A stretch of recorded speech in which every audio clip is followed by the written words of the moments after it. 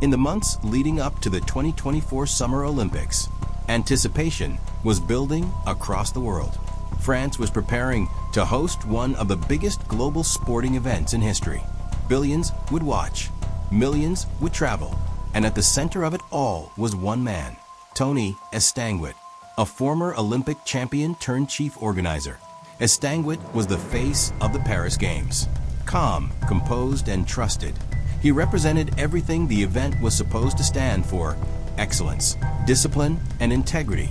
But then questions began to surface, not about the athletes, not about the venues, about money, specifically his money. Reports started circulating about Estanguet's salary. How much was he earning? Who approved it? And more importantly, was it justified? At first, the concerns seemed routine. High-profile roles often come with high compensation. But as details began to emerge, the tone shifted. Because this wasn't just about how much he was paid. It was about how that payment was structured, and whether the system that approved it was entirely clean. Soon, what started as quiet questions turned into something more serious. French authorities opened an investigation.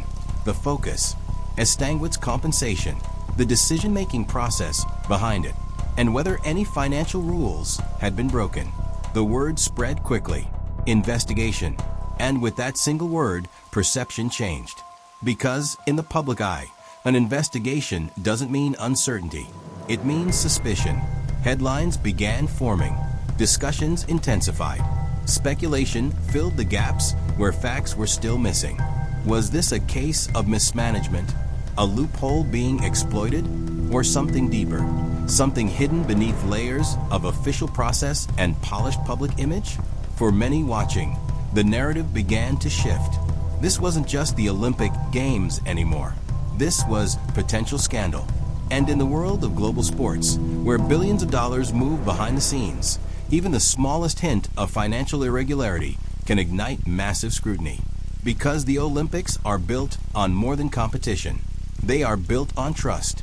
Trust that the system is fair. Trust that leaders are accountable.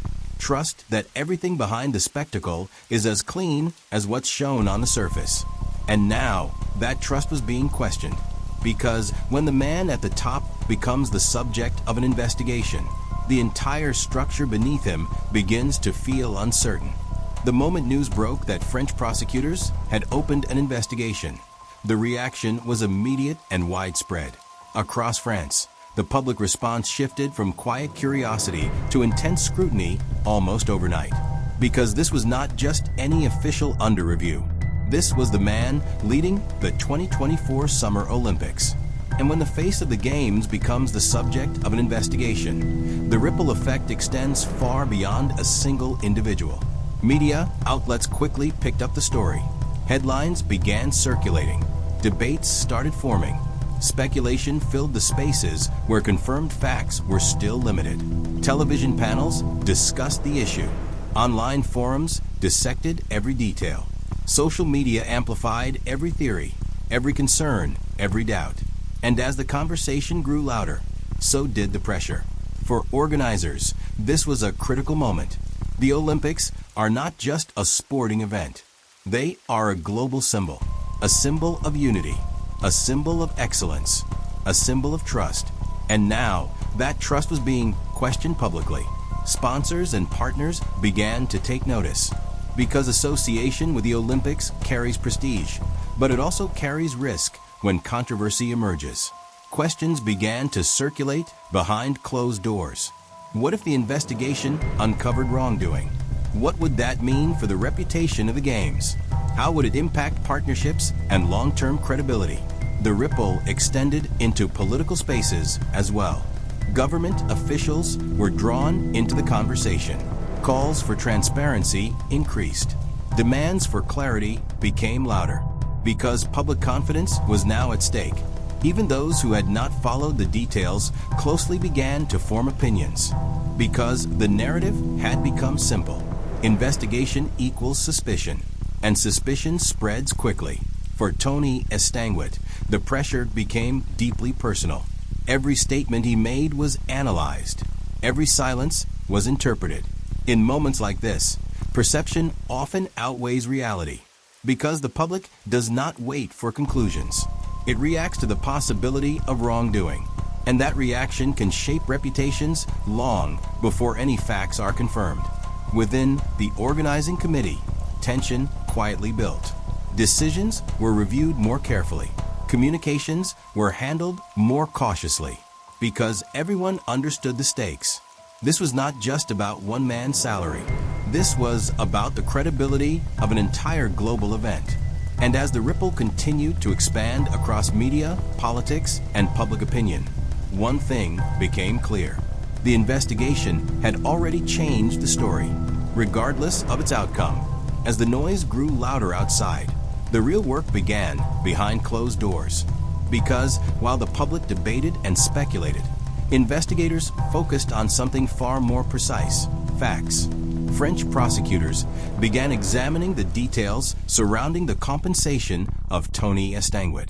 Their objective was clear: determine whether any laws had been broken, identify whether the salary structure violated financial regulations, and most importantly, establish whether there was intent to deceive or exploit the system. At first glance, the situation appeared complicated. Estanguet was not a typical employee. He was the president of the organizing committee for the 2024 Summer Olympics, a role that sits at the intersection of public responsibility and private organizational structure. That distinction mattered because his compensation was not set in a vacuum. It involved governance frameworks, oversight mechanisms, and layers of approval designed to ensure accountability. Investigators began reviewing documentation. Contracts were analyzed carefully. Financial records were examined in detail. Decision-making processes were reconstructed step by step. The key question remained consistent throughout. Did Estanguet influence or control the determination of his own salary in a way that violated the law? As evidence was gathered, a clearer picture began to form. The salary itself, while significant, was not automatically illegal. What mattered was how it had been approved and who had authority over that approval.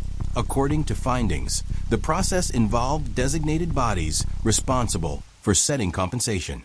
There were structures in place. There were procedures followed. And critically, there was no definitive proof that Estanguet had personally manipulated the system for unlawful gain. This detail began to shift the narrative, because what had initially appeared suspicious now seemed more procedural than criminal. Reports indicated that Estanguet had stated he did not set his own salary. That claim became central. Investigators tested it against available evidence. Emails, governance records, and formal decisions were examined to verify whether his statement aligned with documented reality. And as each layer was peeled back, the conclusion moved further away from wrongdoing. Not because the situation lacked complexity, but because complexity alone is not a crime. In high-level organizations, intricate financial structures are common. They can appear opaque from the outside, but opacity does not automatically imply illegality. As the investigation progressed, one thing became increasingly clear. The initial suspicion had been driven more by perception than proof. And as facts replaced assumptions, the case itself began to weaken. By the time the investigation reached its most critical phase, the damage had already begun to take shape. Because in situations like this, consequences do not wait for conclusions. They arrive early, they arrive fast, and they spread wide. For Tony Estanguet, the scrutiny had become relentless. Every public appearance carried weight. Every word was measured. Every silence was interpreted. The investigation may have been technical, procedural, and grounded in documentation, but the public response was emotional, and emotion does not wait for evidence. Media narratives had already taken form. Headlines questioned transparency. Commentary raised doubts about leadership. Discussions blurred the line between suspicion and assumption. For many observers, the existence of an investigation was enough.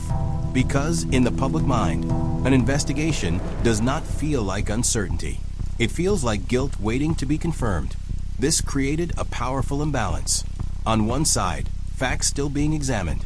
On the other, opinions already formed, and in that gap, reputations are tested. For the organizers of the 2024 Summer Olympics, the stakes were enormous. This was not just about one individual. This was about the credibility of the games themselves.